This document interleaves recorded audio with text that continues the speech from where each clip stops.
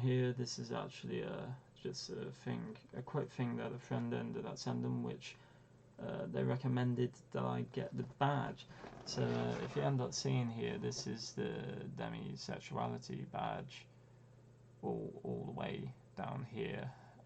So I haven't found out what all these are, but I'm sure in time I will. But this is what I want to focus on here. So what I'm trying to say is that this is literally part of the lesbian, lesbian, gay, bisexual, and transsexual movement, and essentially would be celebrated in Pride festivals and so forth.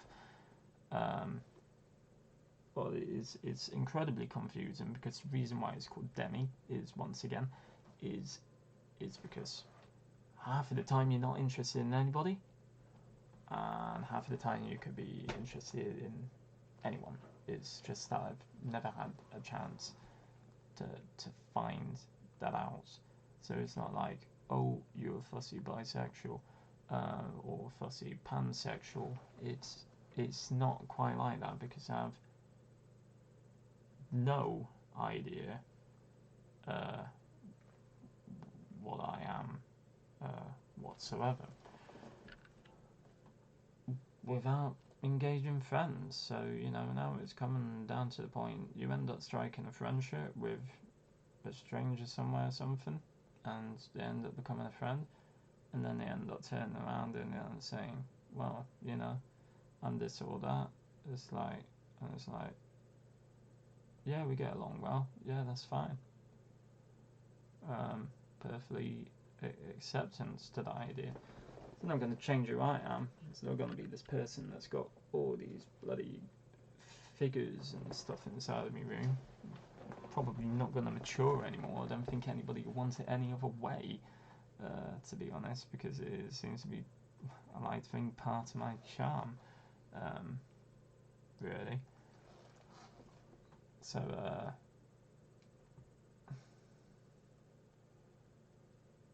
I just noticed, I'm showing all my desktop. Cool, right, okay. So, if we end up heading back to the demisexuality, I've spelled that incorrect. This is very, very professional. This would be incredibly good practice to the fact that I'm thinking about doing Let's Play videos, so you end up playing games and comment over it. I usually can't handle it together, but this seems a lot more difficult. If I can do this, I can do the other thing. Oh look, the Independent have an article.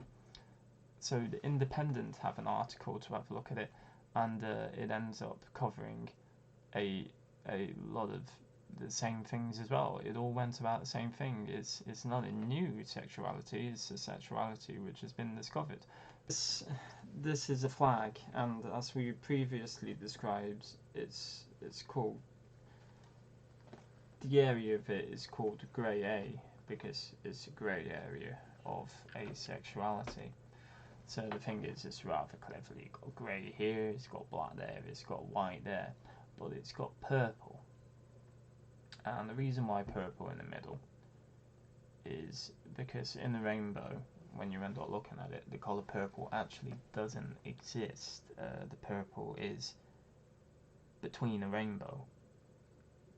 So there's a special sort of a symbolism to the idea behind it. This is the flag. This is a flag that would be held at prides, that would be inside of badges.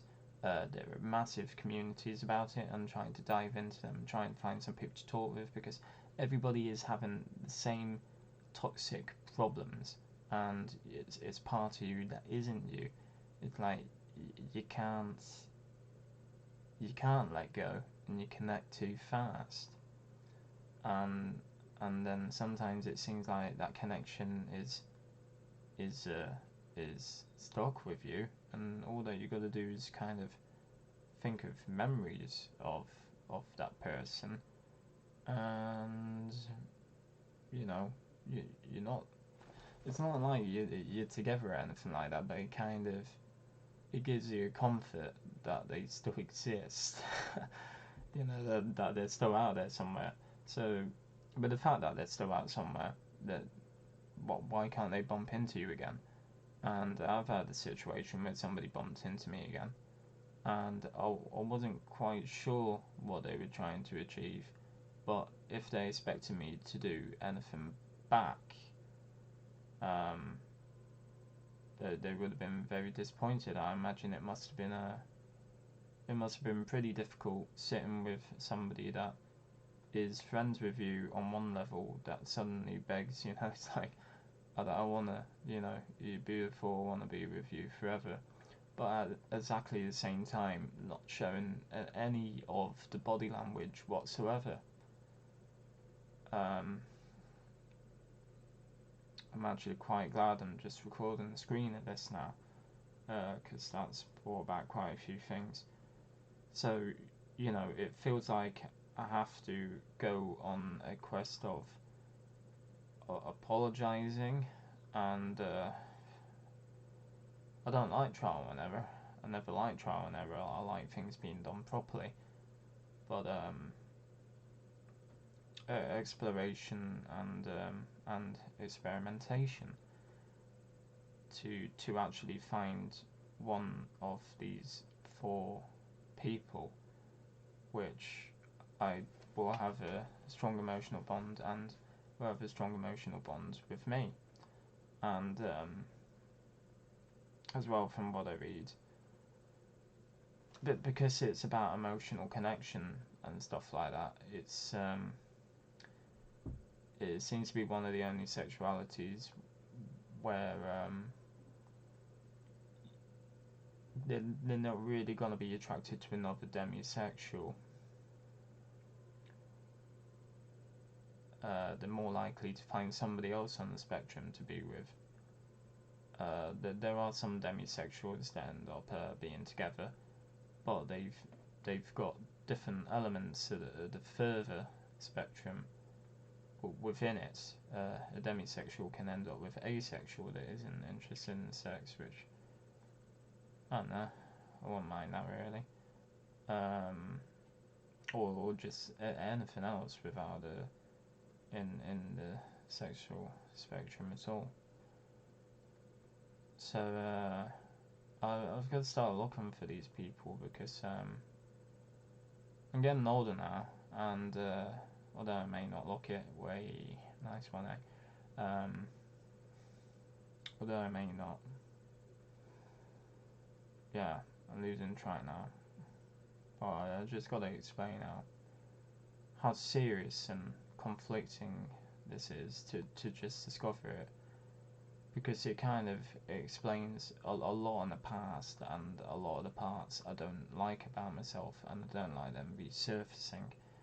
And I kind of found out why, because some things are the wrong way around. So who's it gonna end up with? It's like a lottery. I've come to the point of acceptance that I don't care. But the more that people don't accept that this is a thing and think you're just a confused straight person, you're just confused by, and try drilling it inside of my head, it is exactly in that sense where you try to convert a gay person to a straight person. It is just completely insulting to those people. It is like, I've decided I know who I am, you know. I know who I am right now at this point in time. I finally have the answer, you know. So some people can change their mind later, but once somebody is set on their mind, what they are is what they are.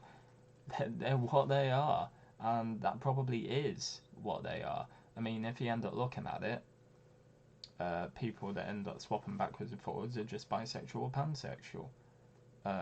They suddenly just don't go back to one of the sexualities again. They just don't step back and go, you know what, I'll remove 3 of those, I'll only be with one instead. They just broaden their horizons with it, really. if they're attracted to it, if they're attracted to people, if they find they're attracted to to people in that sense. So I'm talking about all this stuff here, and I seem to know a heck of a lot about it, and it's not just fast research with it. It's something I've always been wondering. What am I? What Why do I exist? Who am I looking for? And why do I keep on falling in love with girls of with people of the opposite sex? And why does it always end in complete disaster because they don't feel the same way?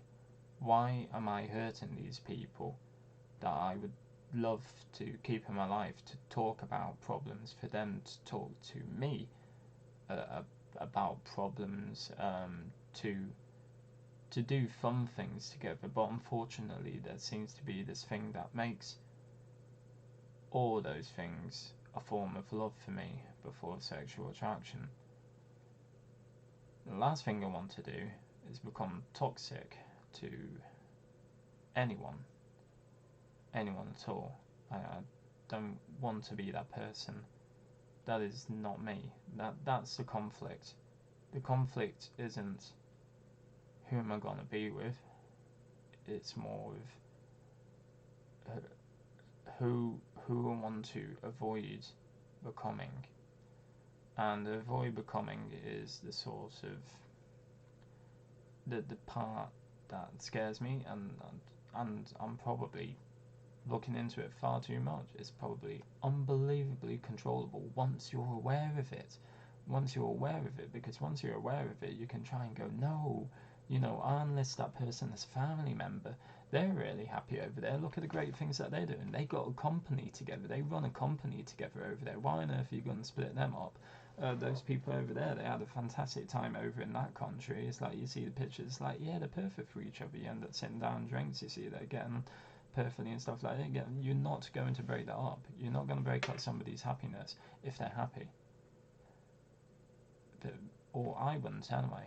I wouldn't have any reason for that, but it would take a lot of self-control if I saw a moment that somebody was upset and needed comfort. All of a sudden I'd switch into this mode, like, oh, I think I've got an opportunity to have a future when sat at cafes, where I'm having holidays, where I'm going to play expos, where we're living together. Forget all the other stuff. That's not important. It's all that stuff that's important to me. The other stuff that's completely inconsequential. I don't care about that. And now that I said that, you're probably like, whoa, he actually doesn't. He sounds serious that he doesn't care about it. And, I proved to you, you can see in my eyes